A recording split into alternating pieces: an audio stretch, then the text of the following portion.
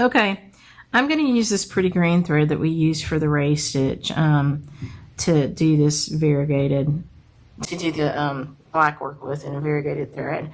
And we're just going to play with it, see what we think. I think I'm going to definitely use maybe some beads. I don't know how these beads will look with this green thread. I might have to get some other beads. Yeah, they're alright. We might find us some other ones. Do something fun. Okay, so we're going to start again with a pin stitch. And, you know, this is my practice stuff. This is just for fun. So I'm just going to jump down, you know, maybe about 4 stitches. I'll keep the 1 thread margin. And we're going to start with a little pin stitch again. And the pin stitch or the L stitch, L pin stitch, whatever, it's just going over 1 thread. And I'm piercing this thread to start. Okay, trying to. Coming up here, piercing. Okay, and I'm going to snip off the tail really close. Okay, here we go. All right, so I'm basically doing the same, you know, starting stitches that I did with the blossom before. I'm covering 2 threads with the first stitch, so I'm covering up that little L stitch, pin stitch, doomerhickey there with 2 threads, 1, 2 threads. Okay, and that's the corner of the first little blossom. All right, and then I'm going to count in 2 threads and down 2 threads to get to the diagonal of the blossom leaf. And I'm coming a different way this time. I just started different. Doesn't matter. Down 2, over 2. I think before I was going across the top. It doesn't really matter. And then down 2 threads. And you can sort of see what I'm doing with my non-dominant hand. I'm feeling the back of this thing as I go. I'm holding it up and I'm feeling it to make sure that there's no knots or anything back there. I also use my non-dominant hand to guide my needle into the right spot. So 1, 2, and then up 1, 2.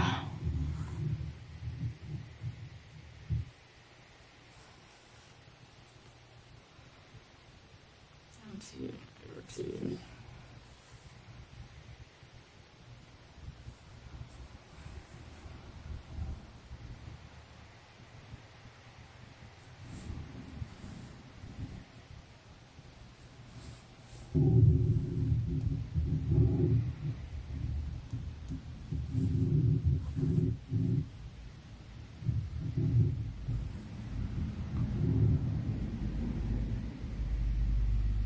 Up 2 and 2.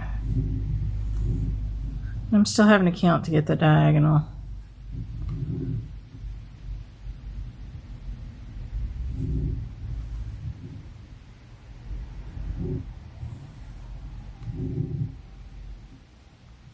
And I'm doing back stitches.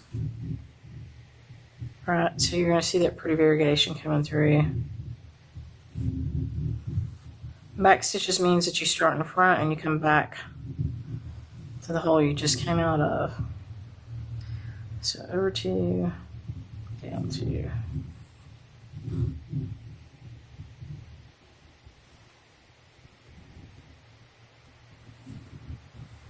And then you see a really pretty color change on the thread. So you get it on. That knot came out. I rubbed my finger on the back of it and it came out. So we're good. All right, now here in the center, we could put beads, we could put French knots, we could put pluses. I'm actually going to make it a full blossom just because I like that. And we found that it kind of worked better if we did a plus the last time. So I'm going to do the plus first, and then I'm going to do the X on top of it. The very last blossom I did on the other one, I did with the plus first and then the X, and it actually kind of laid better on this particular linen. Yours may be different. It doesn't matter. I'm still just covering 2 threads. Never more than 2 threads. Just because it lays better. Now, if you're having trouble with your fiber this one, for whatever reason, today seems to be a little catchy. Could be the humidity levels changed. Might be dry wherever you are. Use some thread conditioner. Thread Heaven is great for it. Well, Thread Heaven's gone, so Thread Magic has replaced Thread Heaven. We sell that, but you can buy that anywhere. Pure Beeswax is also great. We also have a lot of pure beeswax that we've gotten from Noteworthy Needles, where we get ours usually. She's great. We love her. Pure beeswax or Thread Magic. We'll tame that up for you. All right, so that looks nice. I likes it. So I'm going to do all my blossoms, and I'm going to do them all full, and I'm going to connect them all. And then at the end, I may or may not put a little plus in there or a bead. I might actually go with the plus on this to make it look more traditional. So we'll just see how we go. In fact, I think I am going to do the plus, and I'm going to do it as I go. That'll save me from having to start and stop threads. So to do that plus, it needs to start at the same place where the border of your little petals ends. So it starts right here, right? 2 threads down from the flat side of that, and it comes over 2 threads. Okay. 2 threads over, and that's the middle.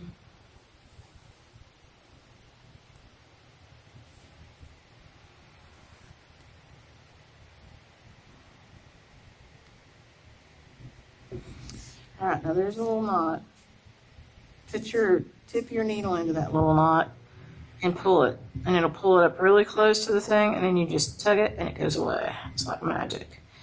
And if you've not been stitching very long, that's a great trick to know. It's a slip knot, and it just happens. It's just the way the thread twists. It's no big deal. But 99% of the time, they'll come out just like that. And then there's the other 1% where, for whatever reason, they don't. And in that case, you have to do something else, and that varies from situation to situation. Okay, now we're ready to start. So I could jump, down here, 2 threads under this plus, which is what I think I'll do, and start at the bottom part of my little petal on the straight part.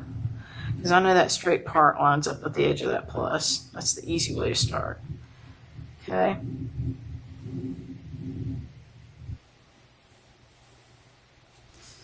We're still doing our back stitch thing. So up 2 threads and over 2 threads.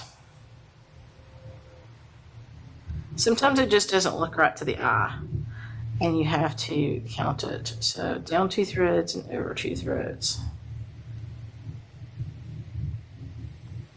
Especially if you happen to start in a different place than what you're used to, which I just did. Okay. So I'm going to take this ring off because it's catching on my thread.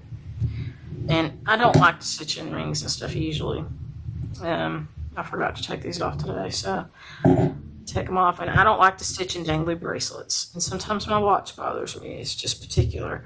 So anyway, whatever makes you happy.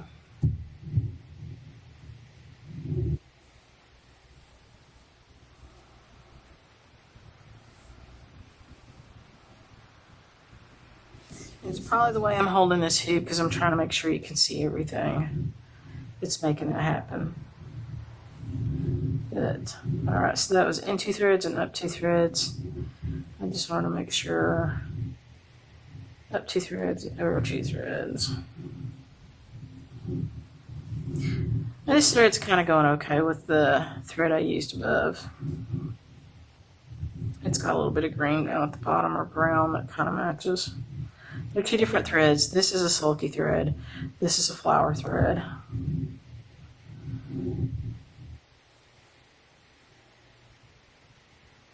Over 2, down 2. And this flower thread comes from Vopal and Hollenbeck. And we do sell it here in the shop for $1 a skein. I don't know if it's on our website. I'll have to take a look. It may not be because it's sometimes hard for us to get. I'm not sure they're shipping anything out of Germany right now. We have taken some things off the website that we're low in stock on that we know we can't get easily right now.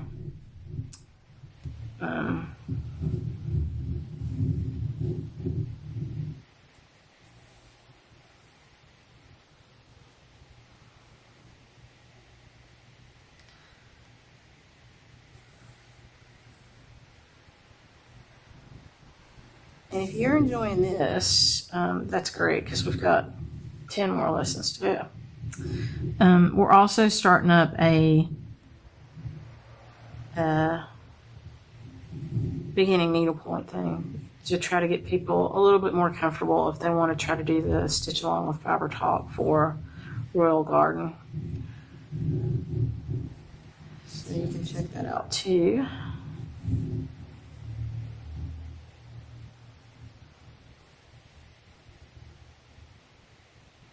I feel like there's a point at which these little flowers look like butterflies, which makes me happy.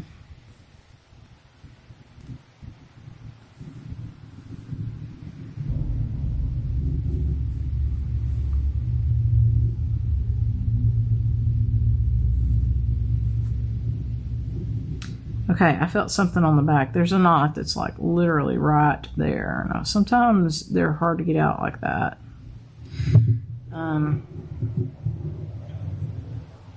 Sometimes you just have to leave them on the back and move along. But if you can find the loop, you can kind of put the needle through it like I did with the other one. And if you can't find the loop, you can try to poke your needle into that knot a little bit. Just a little bit. You don't really want to pierce the thread. Kind of loosen it up some. And then sometimes you can pull it. That's always fun. Okay, see, so, yep, nothing happened there. We'll see what we can do with this thing. If we can't get it out, we're going to put it on the back and leave it.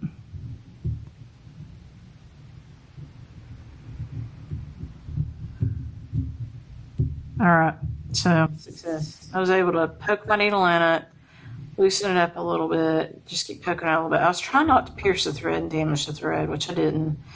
You can, though. And so I was trying to get it, and you don't want to yank everything else, you know, way out of, like, see, it kind of pulled this thread right here, because this was the thread right behind it.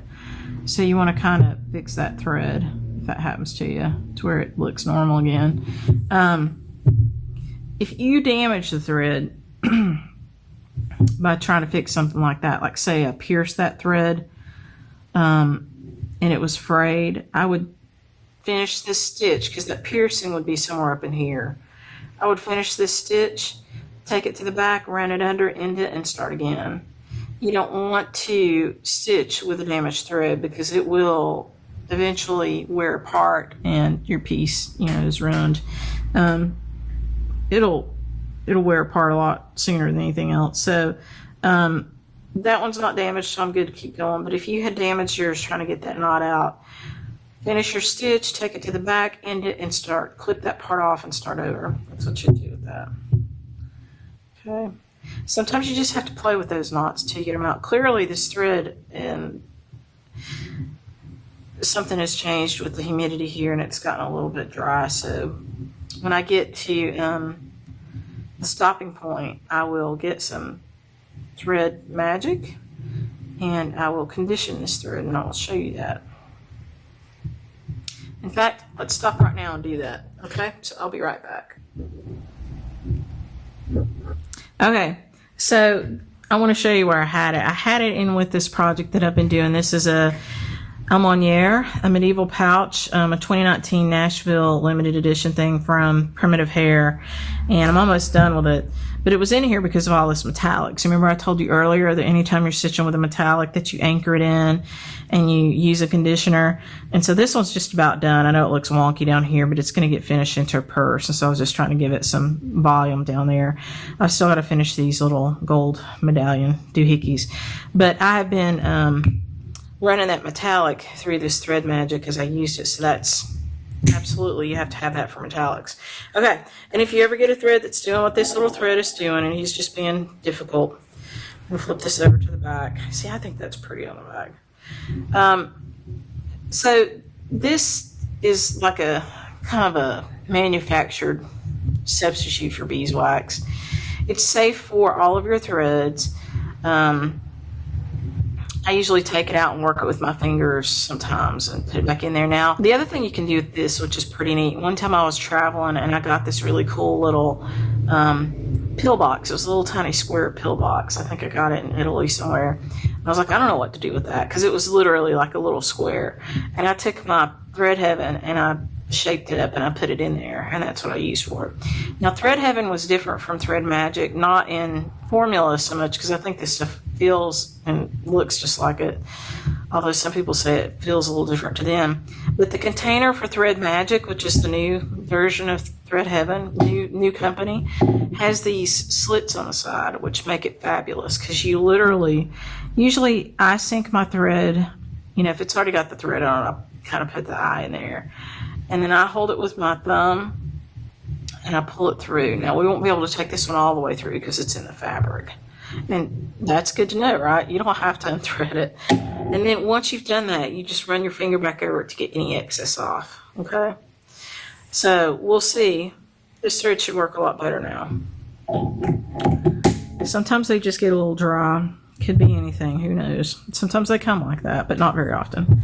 Okay, so now we go again. So now we're getting ready to do our plus. We know that we started right here. Yeah, it feels better in the fabric. When you come over 2 threads, it feels like silk now, and this is cotton. But we'll see if it knots anymore, and we can tell if that conditioner made a difference for it.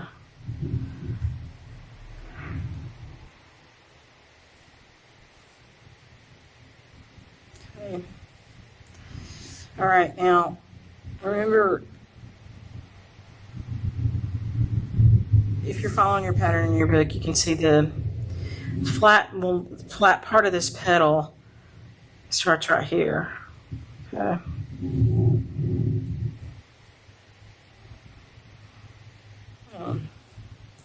It may prove me wrong before we're over, but it feels like it made a huge difference. All right, up 2 threads and over 2 threads.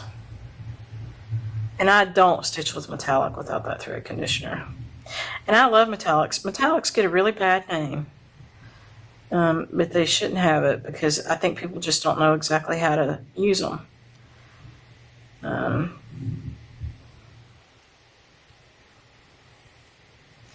We'll talk about it another time. Again, I think I've covered it in 1 or 2 videos. We'll do that another time. Okay. I'm just following the pattern from the book, from what we did before on the other stitches. Okay, and I'm coming over to up to.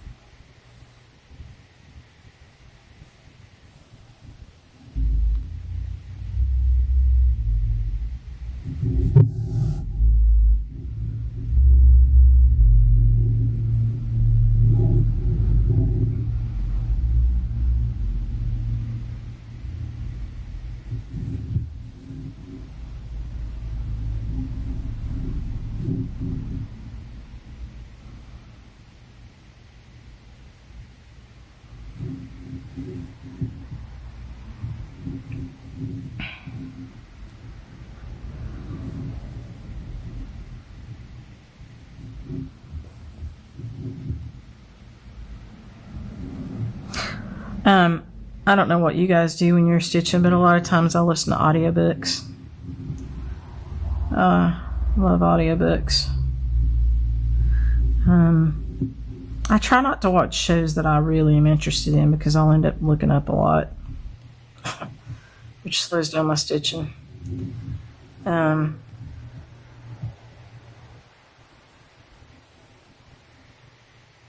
audiobooks are fantabulous.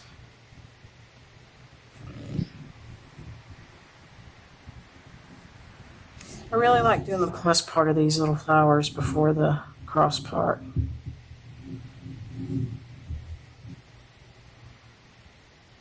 I don't know why. It's just, well, I do know why. So whenever something looks better on the front, it's because you've done something good on the back. And Susan taught us that. The way these stitches are constructed and the way they lay best on the front has a lot to do with what you've done on the back and how you've supported that stitch on the back. So I suspect that doing the plus first is lining up support systems running through these warp and weft threads that give durability to that stitch from the bottom. And then this little X is just laying on top of those. So you've already kind of given your basic structure to the stitch by running it between the, along the different threads, parallel to different threads on the back, which allows it to lay really nice and straight. And then you're just laying this decorative X on the top. And so it's not getting all twisty. So there is actually logic and method to how stitches are constructed for the best performance. And Susan's a great person. She talks about that a lot in her classes and stuff when she's teaching specialty stitches. But, from that perspective, what you do on the back does matter to what you see on the front in terms of its beauty and how well it lays. It also matters in terms of its durability. And that's why sometimes different stitches are used and done in certain ways, because they will add, some structure to the stitch on the back. And doing these back stitches, the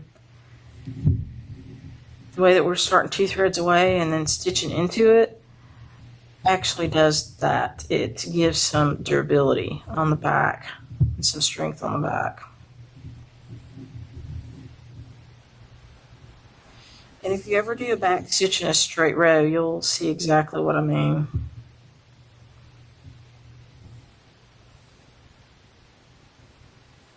But I think this is turning out really pretty. Thank you, Jeanette, for giving us such a fabulous book.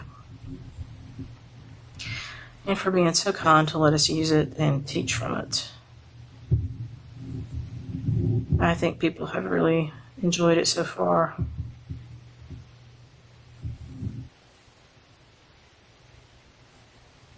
I've certainly enjoyed stitching with you guys.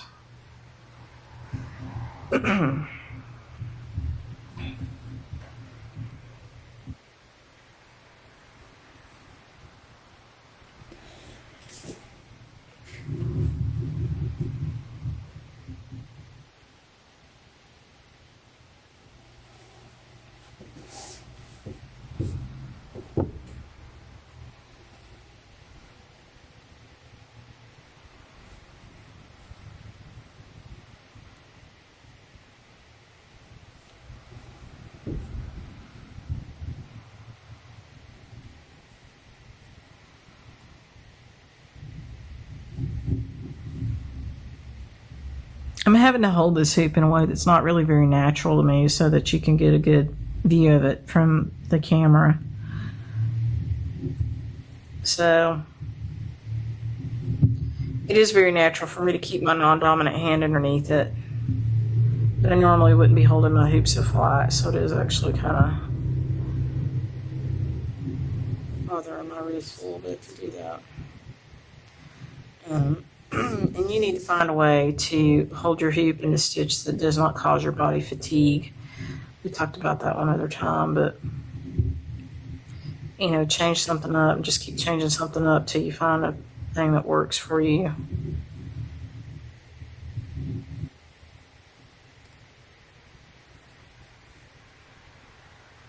Oh, see, look at that. Started to do the X.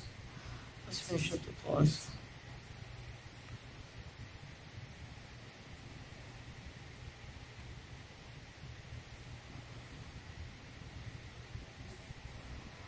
And I've literally got the tip of my middle finger right behind where this needle comes down. And I'm kind of poking myself with it. I'm not poking myself hard, not hard enough to hurt me. But I use that. It's almost always my middle finger to guide the needle on the back.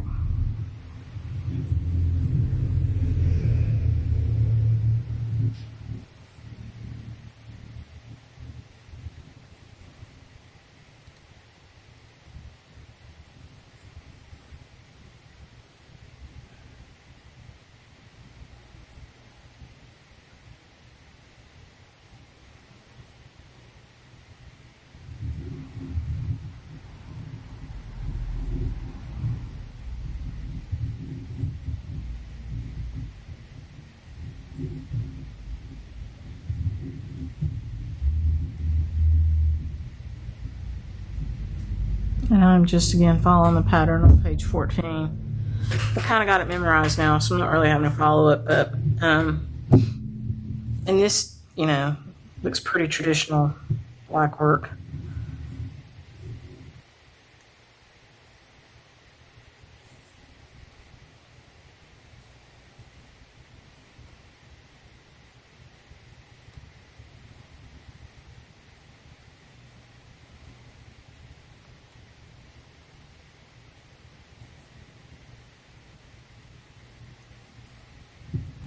I stitch to a lot of woodworking videos because my husband likes to watch the woodworking videos.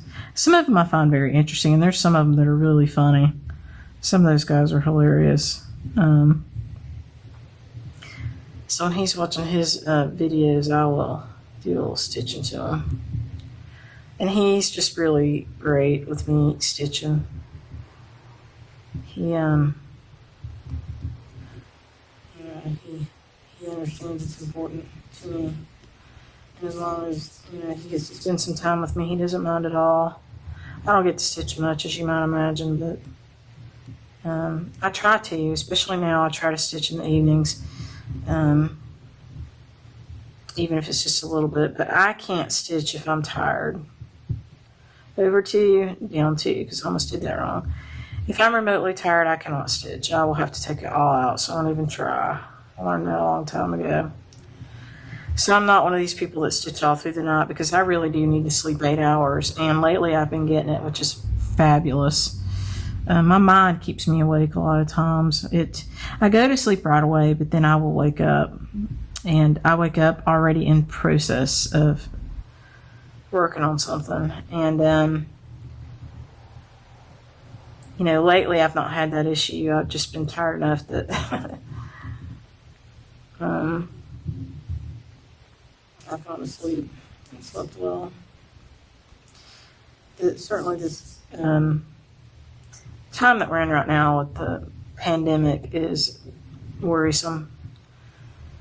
And I have some, what I call stress dreams, which I'm always glad to wake up from. A lot of times I'll intentionally wake myself up. I don't know if you've ever been able to do that, but if my dream is really bothering me, I will wake myself up, which is kind of cool that I'm able to do that. I don't know how I do it, but my subconscious will be like, yeah, I'm done with this. And I'll literally wake up, which I appreciate. It's kind of entertaining. I get fed up with it, and I'm like, yeah, no more. My poor little mind is trying to work through something. So I've been watching a little less news, and that's been helping. All right, we've gotten over to the edge. I've got room to do my little plus sign. I'm playing thread chicken here, and I might not make it, but we will see. All right, I want a 1 thread margin, and that little plus sign works out perfectly for that. I still have my 1 thread margin. And I'm right in line and column with the ending stitch above. This is a 21 count. Your 28 count might be a little different, and I just put that in the wrong place.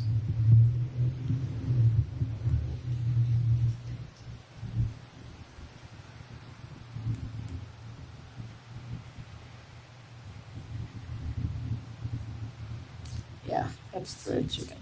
Extraordinary. It's not as bad as I've ever done, but that's pretty bad. All right, so I'm going to try to end this without losing this thread on the back. I'm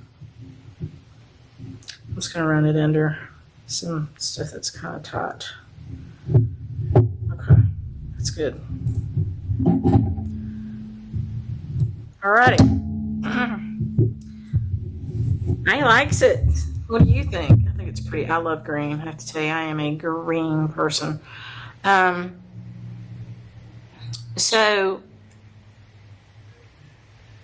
I'm probably going to do another row of this underneath, and then I'm going to connect them. And I'm still going to put the plus sign between it. I don't think I'm going to put a bead on this because I think I like this traditional look. I could put a bead. You can put a bead. I'm not going to on this one. I'm going to run another row underneath of this. I'm going to put the pluses in there, and I'm going to connect them.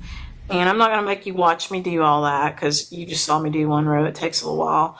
But I will come back and I'll show it to you at the end. So if you hang tight for just, a few seconds through the magic of editing, I will come back and show you the finished product. So hold on. We'll be right back. Okay. So we're back. And you'll see that I have finished the next little band of the stitch. I'm going to use these scissors to point. So I did the same little blossom across through here.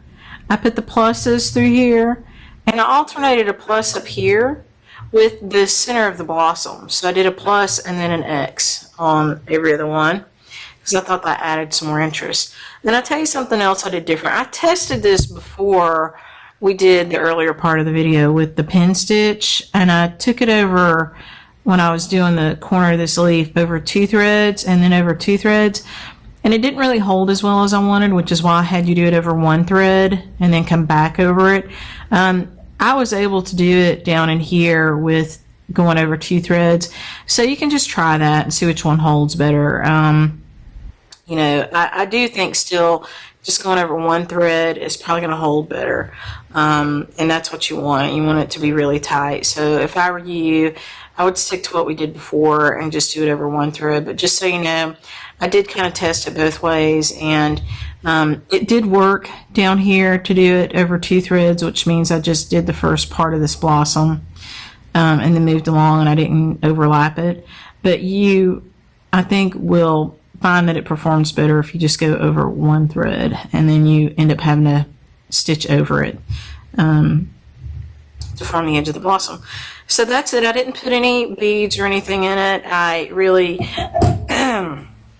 think it looks nice like that. It looks like, what you might see in, traditional, really old patterned black work.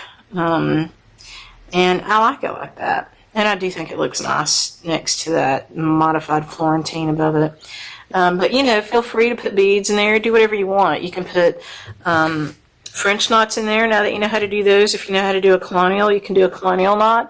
The world's kind of your oyster with this. So I really enjoyed it. I hope that you also enjoy it. And I just want to throw back out there, you notice that after I conditioned that thread with this thread magic, that it did not knot through the rest of the stitching. So it clearly does work, and we proved it because we had like 3 or 4 knots before that. So I can't remember it knotting. If it did, it was a little one that we pulled right out, but it performed really well after the thread magic. So it's always good to have that stuff, I'll put it that way. Either beeswax, pure beeswax, or some thread magic, or if you have the old thread heaven, it's the same. And it doesn't expire if you have the old stuff, it's fine. So I hope you enjoyed it. We'll be back for lesson 5. Lesson 5 is a modified Parisian stitch, so that's going to be fun. That'll be a fun one. It's kind of like a little bit like Barzello. So we'll enjoy that. So I will see you in about a week for the very next one. I hope you guys are doing well, and I hope you enjoy this. And please be sure to post me some pics. And if you're doing it on Instagram, use the hashtag Learning Stitches, and we'll enjoy seeing those from you. Thank you very much. I will see you again soon. Bye.